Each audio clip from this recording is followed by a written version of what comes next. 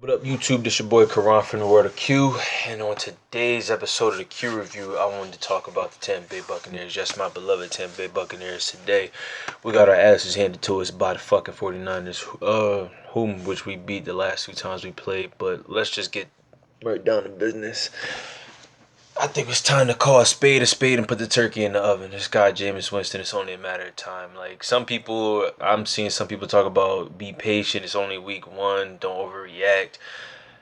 Me personally, I'm tired of seeing the same thing from this guy. The inconsistencies, the flashes, and then the fucking 4 to 5 consecutive dumbass plays to where you like, bro, what are you doing? What do you even see? Like, what do you even see? I'm like I said, look, I'm not a quarterback. I was alright in high school, but it's just like, bro, you just gotta know. This is his last year as a Buccaneer, man. Like I said, I wouldn't be surprised if he possibly got benched by midseason, but at the same time, he might as well just let him ride this season out and whatever happens, happens. But I think the worst thing that could happen for us is that we want to get like a 6-10, 7-9 record. Like, nah, he needs to be going because then knowing this organization, they'll probably fuck around, and give him another chance, throw him that all that bread for no reason. You know what I'm saying? So then let's just get off that topic. I feel like this game was sloppy as well too. It was a lot of penalties. We had a lot of plays called back because of them fucking penalties, man. Like, real sloppy out there. That's one thing I didn't like. Mainly on Demir Dotson. Like, his old ass, I think he's done after this season too. Like, he used to be, you know, a top rated, I would say top five right tackle in the league, but as age has set in and everything, he's inconsistent. Now he can't not get a penalty a game. You feel me? So it's just like, yo, bro, like, I don't. You're done too. Uh, OJ Howard. This is obviously OJ Howard's worst game as a pro. And on the flip side, it's obviously Ronald Jones' best game as a pro. And I always credit that to Bruce Arians. See, the difference between Bruce Arians and Dirk Cutter, for some reason, and this dated back to Atlanta. When Atlanta first drafted Devonta Freeman, he was not giving him the ball. Like, the only way you're going to build a running back's confidence, you have to give him the ball. It don't matter what they look like. And you have to have that run scheme to suit what they do best. Ronald Jones was a game breaker in college. I don't know if y'all seen his highlights at USC, but he went in the second round for a reason. He was a game breaker. Bruce Arians has a track record not only with quarterbacks, but finding the best out of the running backs. If a running back is talented, he will get the best out of that running back. David Johnson, when he had the Colts, I can't remember what their running back was, because he was the interim head coach there. He got the most out of the Steelers running backs when he was there.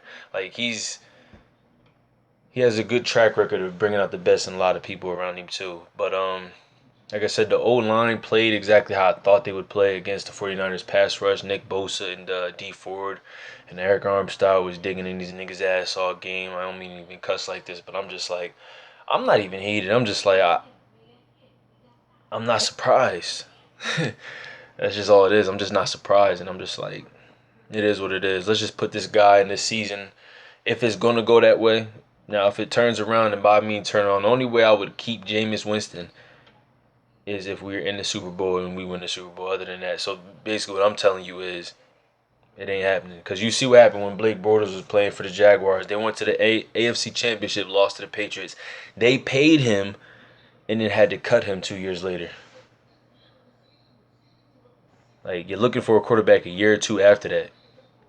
No, no. And then even with Joe Flacco and the Ravens, like, yeah, he won in the Super Bowl and he's a different quarterback in the playoffs, but he's not one of those quarterbacks where he can make everyone around him better and just be snapping. Like, the reason why I'm so mad at James, because a lot of people, I've seen a lot of people saying on their channels too, oh, it's the he's being put in bad positions because the offensive line wasn't blocking that good, or the receiver cut off the route when he threw it, or OJ it bumped off his hands. Like, yeah, that one, I guess it bumped off OJ's hands, but the other two that were pick sixes, bruh, that's 2 touchdowns right there. That's 2 touchdowns right there, bro. Our defense was getting stops. I just don't understand it, bro. I don't understand what's up with this guy. Like, my frustration comes from, look at what Patrick Mahomes did in one year. Like, after he sat that bench, he came in, and yeah, you could say he got a team around him. You could say he got Andy Reid, but Alex Smith had that same team too, and it wasn't looking like this when he was there. Look at Carson Wentz, second year MVP. I think he was the MVP. Look at Jared Goff, got a new coach, second year, second and third year they in there. Like Dak Prescott, like bro, like it shouldn't take you 5 years to really prove that you that guy. Like look at Lamar Jackson. Like nah, we can't waste time on this guy no more. But knowing the organization, if we get to like 6-10, 7-9, they'll fuck around and get this nigga that money too. I can't keep saying the N word, but anyway, uh. Yeah, so overall, just a sloppy game. And on defense, too. Like, we had some pass interference, hands to the face. Carlton Davis, like, bro, what are you doing? Like, you got to chill sometimes, man. Like, I know you physical, but the fuck you doing, bro? I don't know. Like I said, I think we played the run a lot better. We got a couple sacks. We could have got some more tackles for losses, but I mean, I guess us having a new defense, we played a lot better than we did in previous years. I'll say that, and our defense looked shockingly more promising than our offense, obviously because of one person. So, like I said, we killed the penalties, and if it wouldn't hurt to run the ball more, but at the same time, like I'm at a point now with Jameis, like every time he throws the ball, I'm thinking like, here we go. So is this going to be a completion? Like, bro, sometimes a completion of 5 yards with this guy is just like, all right, thank God. It shouldn't even be like that. That's why I'm mad. It's like you've seen all these other quarterbacks. It's not taking them 4 to 5 years to let people know, like, I'm that guy. We're going to start talking about my money in the second year, bro. Second or third year. I'm going to make y'all want to just lock me down now. Like, he's in a prove-it year. Like, as Bucks fans, y'all not tired of just seeing this guy just shit away? Like, bro, he has weapons around him. Bruce Arians is proven as a quarterback guru. What is his excuse? And today we ran the ball. Your quarterback is going to be a pass rush. I mean, like, obviously we know we don't have the best line, but it's like, bro, what is the excuse? Anybody that's diehard trying to tell me anything different, what is the excuse? You got Mike Evans, top 5. Chris Godwin, he up and coming. OJ Howard up and coming. Still got Cameron Brate behind him. Ronald Jones had a good game. Like, Peyton Barber is still running between. Like, and he has Bruce Arians. What is the excuse? It's time to just cut the cord on this and just nah. So we'll have somebody else next year. I don't think we'll have him. Like, let him loose. So while we got Bruce, that's it.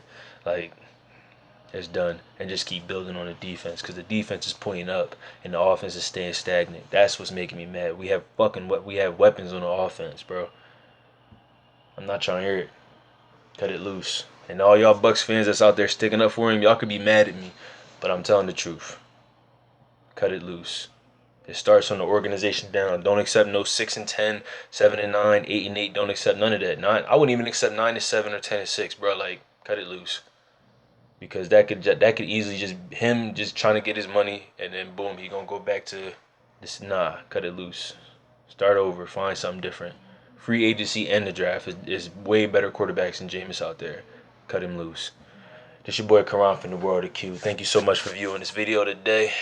I'll be back with y'all tomorrow for some more videos, some more stuff. I thank y'all for bearing with us, joining us on this journey. Getting better in this channel, man. Leave a like, comment down below what you want to see next. I'm out.